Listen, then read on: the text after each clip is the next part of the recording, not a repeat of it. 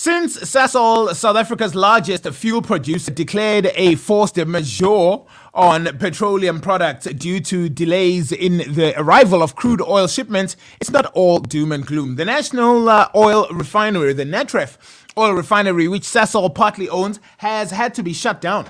Now, Airports Company of South Africa and the Department of Mineral Resources and Energy, the DMRE, have sought to allay fears in this regard. He cautioned that the potential impact it might have on the production of supply of jet fuel. At the same time, Access Terence Delmoni said that despite a decrease in fuel supply to the OR Tambo International Airport, there was no fuel crisis. The airport's fuel supply has been decimated from 14 million liters per week to 11 million liters. Delmoni said that they were receiving crude oil again, which should kick off manufacturing stock next week, adding that by the end of July, fuel supply should go back to normal. Meanwhile, the airport has put measures in place to ensure that despite the reduction in fuel supply, aircraft would be able to operate. So it's not all doom and gloom. I wonder what that means, though, for the price of the actual flights. If this doesn't spin down and eventually affect the person on the ground who's actually utilizing the services, or if this doesn't have a ripple effect, in fact, that continues to affect the man on the ground. Legal analyst Mpumelelo Zkalala says the public protector impeachment inquiry is focusing on the wrong issues. Damning allegations have been made against suspended public protector Busisiwe Mkhwebane. Former senior investigator in the public protector's office, Tebogo Kekana, has revealed that they were told to leave the names of implicated politicians out of the final report on the Vrede dairy farm. What this particular committee needs to do, of which I'm seeing it's failing to do, and I will lead it to having conclusions which are incorrect, it should confine itself to misconduct, incompetence, and incapacity, Zigalala said. If this matter were to go to High Court, whoever is losing in this instance will come out victorious. Very, very interesting. And they're saying now that people are looking, what's that saying? Crucifying the wrong Jesus. Well, let's find out when the issues unfold. And a matter of fact, we'll follow that closely as it continues to be a developing story around the impeachment proceedings of our public protector, Umama Busisiwe Mkhwebane. Now, all countries need to take responsibility for their citizens. This is what Lindiwe Zulu said on immigration. Lindiwe Zulu was addressing the media this week on the party's policies discussion document titled In Pursuit of Progressive Internationalism in a Changing World. The discussion on international relations comes amid the Department of Home Affairs' decision not to extend the Zimbabwe exemption permit granted to Zimbabwean nationals working in South Africa.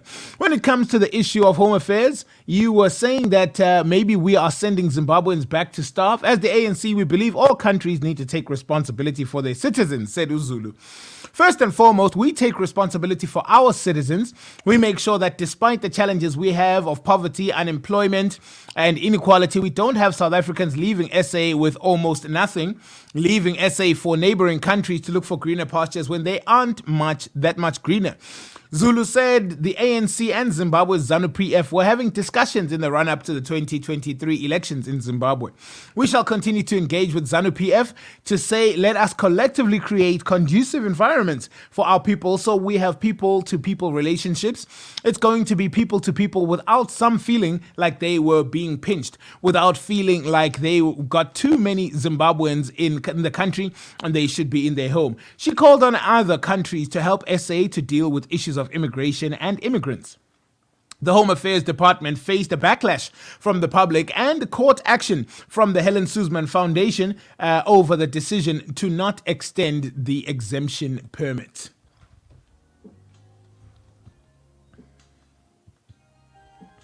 News that Nkosazana Dlamini Zuma is extending the state of disaster may give some South Africans flashbacks to the dark times of hard lockdown. However, this continuation of an emergency framework has nothing to do with the COVID-19 pandemic.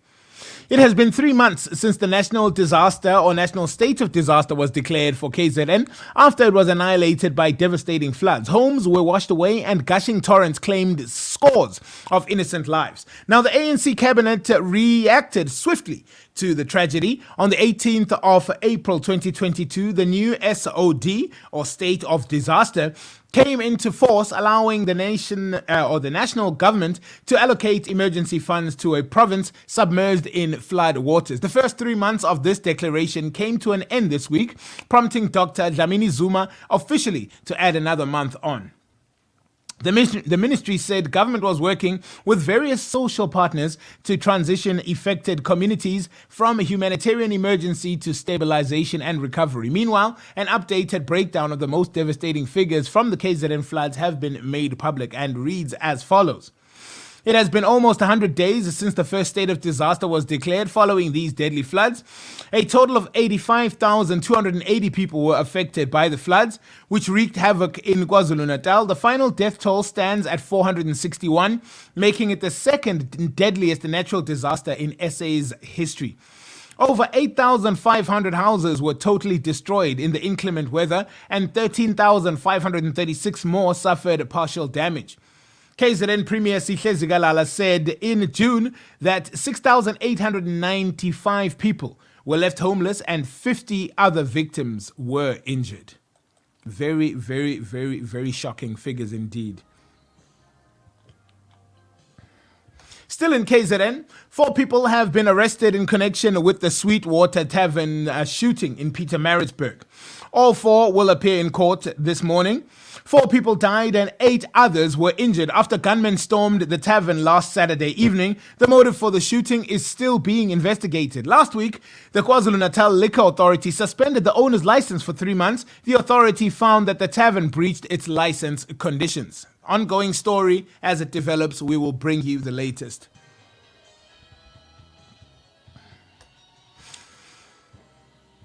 The Department of Health on Tuesday confirmed that Minister Joe Phaahla has tested positive for COVID-19.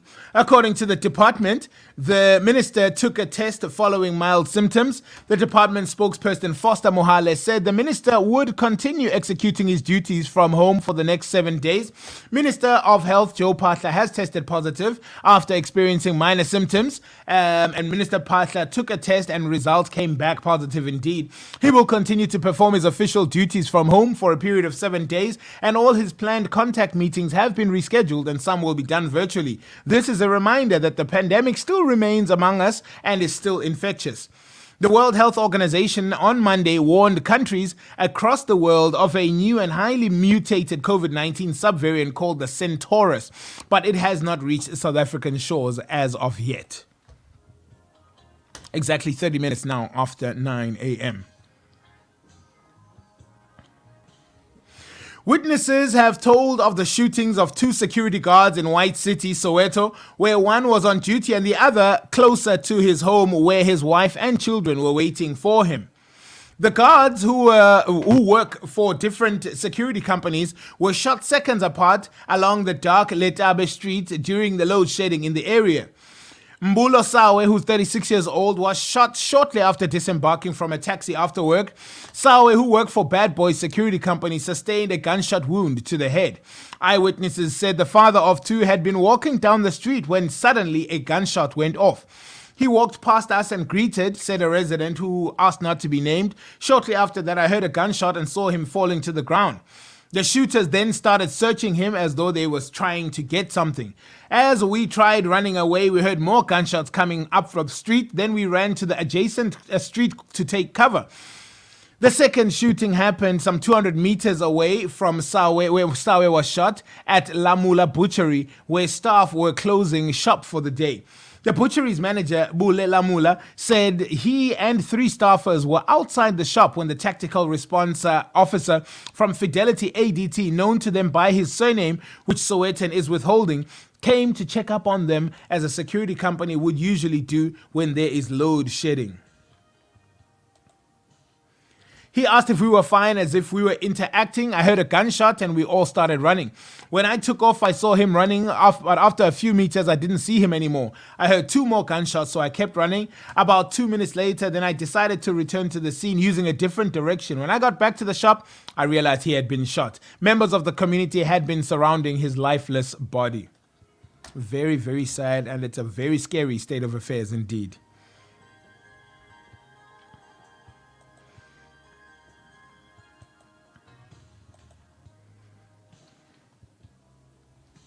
More than 300 beneficiaries in Gauteng Human Settlements Services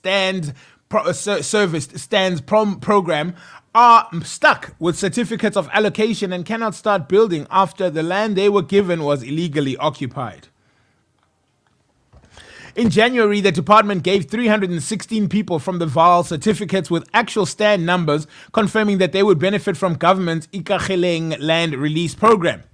Beneficiaries also attended a workshop where they were informed what kind of structures they would be required to build on the land and in the time they have to build. Tabang Mukwena, who's 33 years old of Zone 13 in Sebokeng, said they were promised they could move into their stands in 2 weeks, but they have never heard from the department again.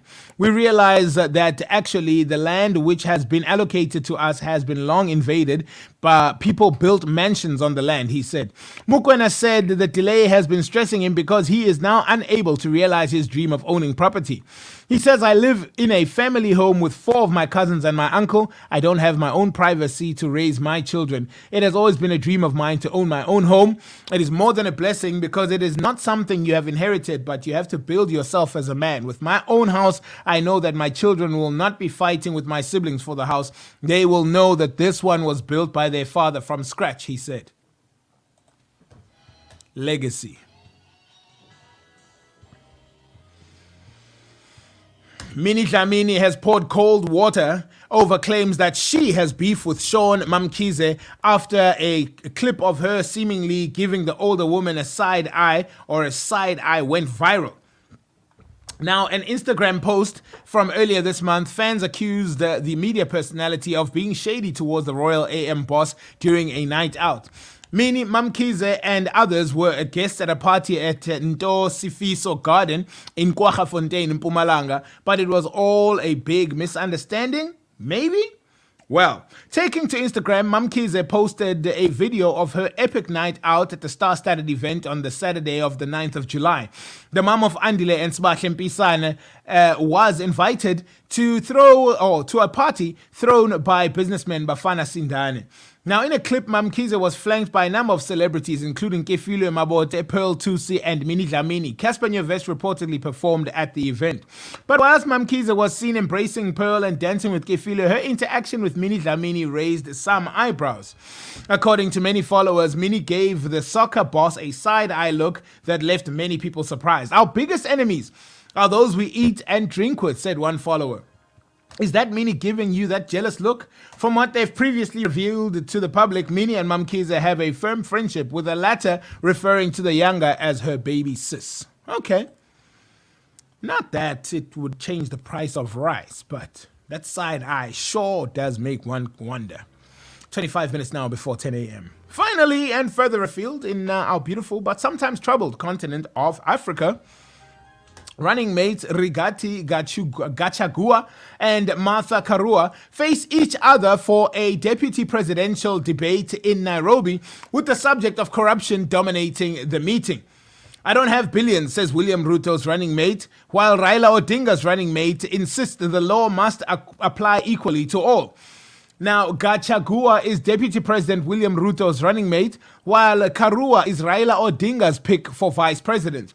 Gachagua was pinned on corruption last year. The former aide to the President Uhuru Kenyatta was charged with acquiring more than $60 million in unexplained circumstances.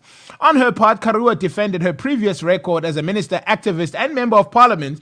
She said she would execute her roles in accordance with the law, a tacit attack on Ruto, who fell out with President Uhuru Kenyatta at the beginning of their second term.